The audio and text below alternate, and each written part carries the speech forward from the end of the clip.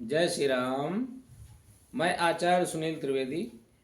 वास्तु के विषय में चर्चा चल रही है और वास्तु में बड़े अच्छे अच्छे मुहूर्त होते हैं, तो उसमें एक मुहूर्त आता है सप्त शकार का। जब आप भूमि पूजन करेंगे, अगर आप कोई नया मकान बनाना चाहते हैं, आपने प्लाट लिया हुआ है, तो एक उसमें मुहूर्त आता है जिसको कहते हैं सप्त शकार। ये जो मुहूर्त है ये श्रावण के महीने में आता है।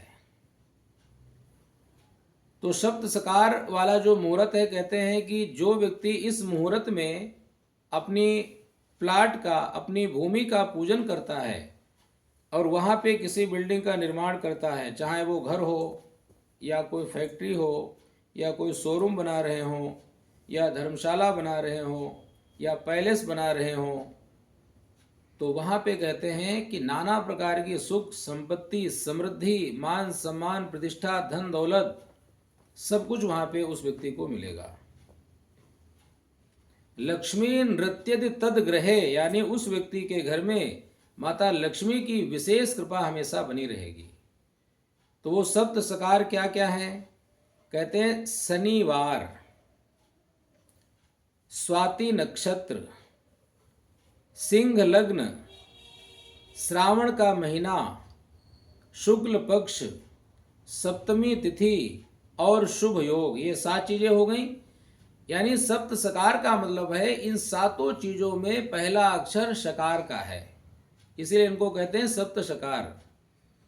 जब हम भूमि पूजन करते हैं तो जो अच्छे अच्छे विद्वान लोग हैं, ज्योतिषी लोग, हम भी कहीं पूजन करवाते हैं तो पहले हम उस लग्न को देखते हैं। ये जो भूमि पूजन की लग्न है, ये कौन सी लग्न है? स्थिर लग्न है, दुष्प्रभाव लग्न है या चर लग्न है?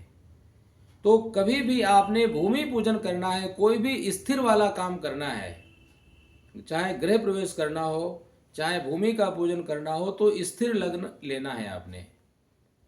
जैसे सिंह लग्न है, ये स्थिर लग्न है, तो ये सप्त सकार में आती है। तो शनिवार का दिन हो, स्वाति नक्षत्र हो, सिंह लग्न हो, श्रावण का महीना हो, भगवान भोलेनाथ को जो अत्यंत प्रिय है, और शुक्ल पक्ष हो।